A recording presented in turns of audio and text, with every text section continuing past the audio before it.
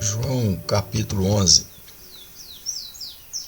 versículo 17, a ressurreição de Lázaro. Continuando de onde paramos da última mensagem. Chegando, pois, Jesus achou que já havia 4 dias que estava na sepultura. Ora, Betânia distava de Jerusalém quase 15 estádios, e muitos dos judeus tinham ido consolar a Marta e a Maria acerca de seu irmão. Ouvindo, pois, Marta que Jesus vinha, saiu-lhe ao encontro. Maria, porém, ficou assentada em casa. Em uma outra oportunidade, quando Jesus estava na casa de Marta, Maria e Lázaro, nós vemos que enquanto Jesus ensinava, Maria estava dessa mesma forma, sentada, ouvindo, prestando atenção, enquanto Marta corria de um lado para o outro com seus afazeres. E Jesus não condenou Marta por estar trabalhando, mas ele a repreendeu por estar dividida entre tantos afazeres e não saber o tempo de parar, sentar, para ouvir a palavra de Deus, assim como Maria, sua irmã, fez nessa ocasião. E quando Marta chega até Jesus, versículo 21, disse, pois, Marta a Jesus, Senhor, se tu estivesses aqui, meu irmão não teria morrido. Essas mulheres haviam recebido uma mensagem de Jesus, enviada pelo mensageiro, que elas enviaram até ele. Jesus dizendo para elas que essa enfermidade não terminaria em morte, mas seria para a glória de Deus. Ou seja, elas receberam uma palavra de esperança de Jesus, que o final não seria morte, mas seria um acontecimento que iria glorificar a Deus.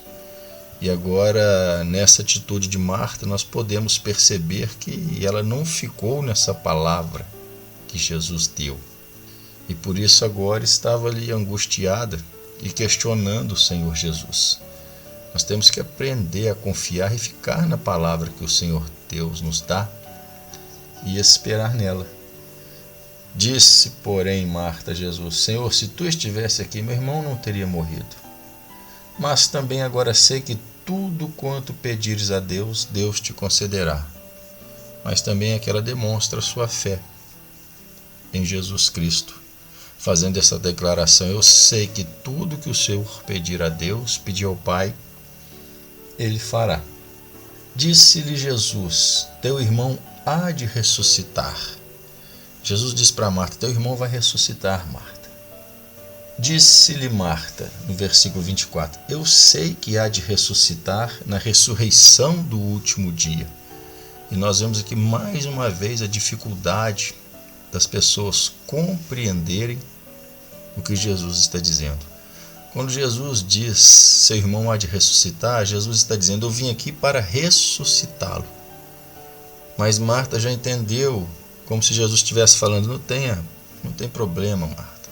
No dia da ressurreição dos mortos, ele irá ressuscitar e você tornará a encontrar com ele.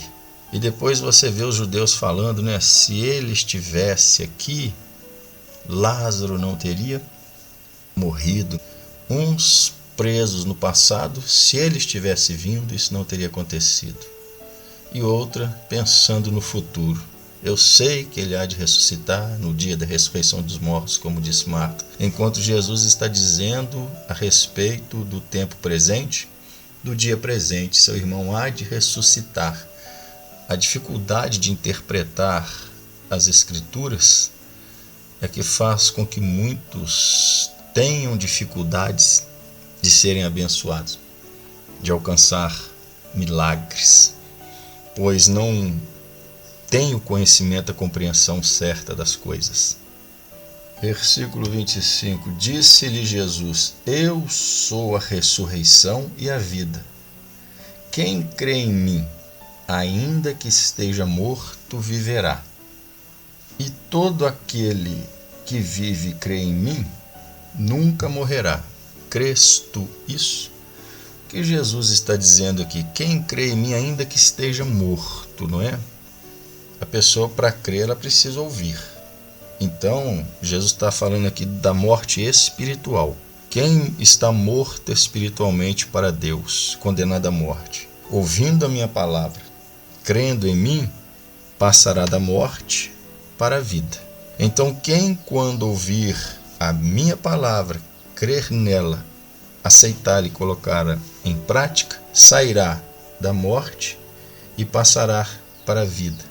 Deixará de ser, espiritualmente falando, morto para Deus e passará a viver para Deus.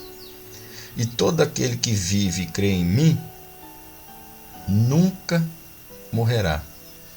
E Jesus diz que aquele que crê nele, vive nele, nunca experimentará a morte eterna, mas sim receberá naquele dia a salvação eterna.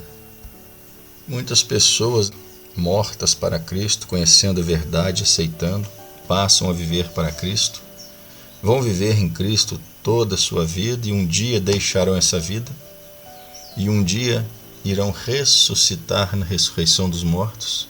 Mas neste dia, no dia da vinda do Senhor, Tessalonicenses explica, né?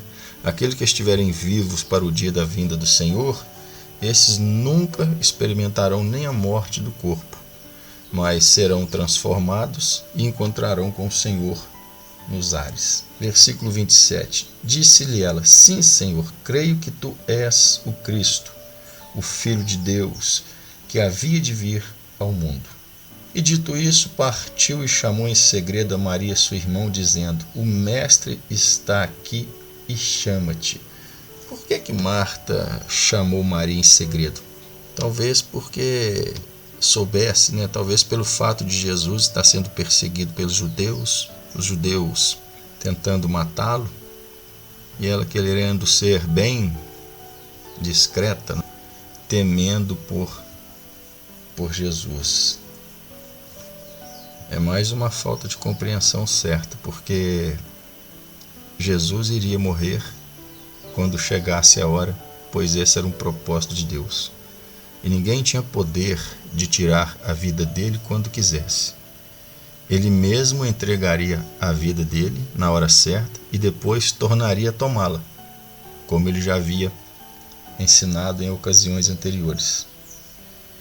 E ouvindo isso, Maria ouvindo, né, Marta dizer que Jesus estava lá, e ouvindo isso, levantou-se logo e foi ter com ele.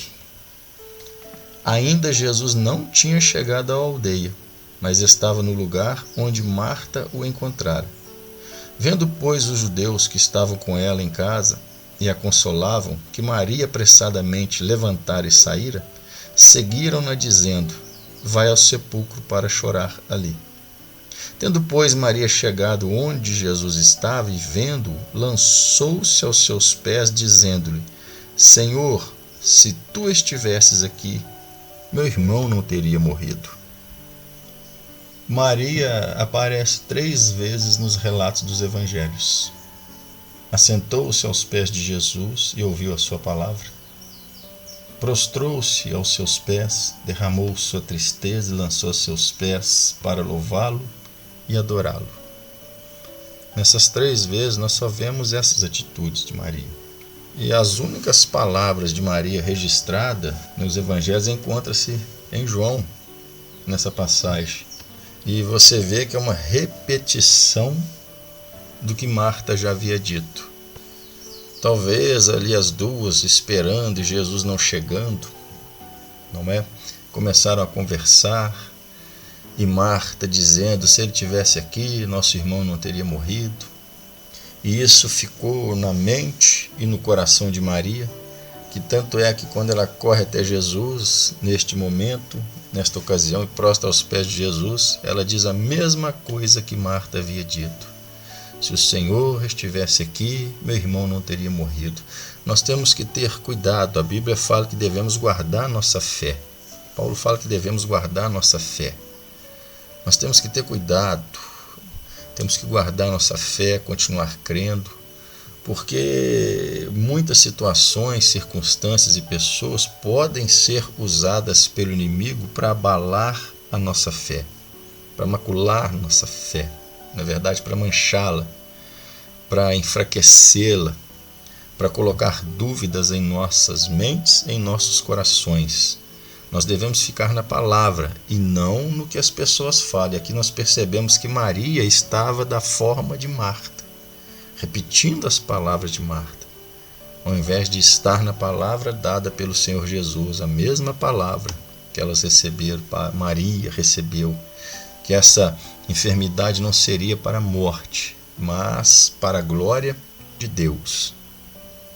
Versículo 33, Jesus, pois, quando a viu chorar, e também chorando os judeus que com ela viam, moveu-se muito em espírito e perturbou-se. A Bíblia fala aqui que Jesus moveu-se muito em seu espírito, emocionalmente, sentimentalmente falando, e perturbou-se. Ou seja, ficou perturbado. Aquela situação perturbou Jesus. Que situação perturbou Jesus? No meu entendimento, o que deixou Jesus perturbado foi olhar para aquelas pessoas e ver nos olhos delas desespero, quando deveria haver fé e esperança. Essas pessoas há 3 anos já estavam tendo a companhia de Jesus, ouvindo sua mensagem, vendo o que ele fazia, recebendo mensagem de vida, de fé, de esperança, de crer, de perseverar em crer. Elas tinham a mensagem, isso não é para a morte, é para a glória de Deus, não termina em morte, é algo que Deus permitiu acontecer para que ele seja glorificado na vida de Lázaro, na vida de vocês. Mas você vê que essas pessoas perturbadas, Maria, que parava para ouvir, que prestava atenção, que tinha conhecimento, não é verdade? Agora estava aqui chorando, desesperado, e Jesus, vendo isso, perturbou-se. Então Jesus ficou perturbado. O que perturbou Jesus, repetindo, na minha forma de crer, é o que ele viu, a dificuldade das pessoas de crerem nele, de ficarem na palavra dele, de crer no que ele ensina, no que ele diz, e tão facilmente moverem-se do entendimento dado por ele. Eu creio que foi isso que fez Jesus ficar perturbado. Porque se nós não aprendermos a crer de todo o coração, guardar o que aprendemos e praticarmos o que temos aprendido, e independente da circunstância e situação que estivermos vivendo, demonstrarmos esperança, fé, esperando em Cristo, crendo que Ele fará algo, nós não vamos chegar a bons resultados nessa vida. Não vamos corresponder às expectativas de nosso Senhor e Salvador Jesus Cristo. Precisamos crer sem duvidar. Precisamos ter a fé inabalável, a fé salvadora, crendo que o Mestre pode fazer todas as coisas por nós, independente da situação ou da circunstância. Que Deus os abençoe na paz de nosso Senhor e Salvador Jesus Cristo.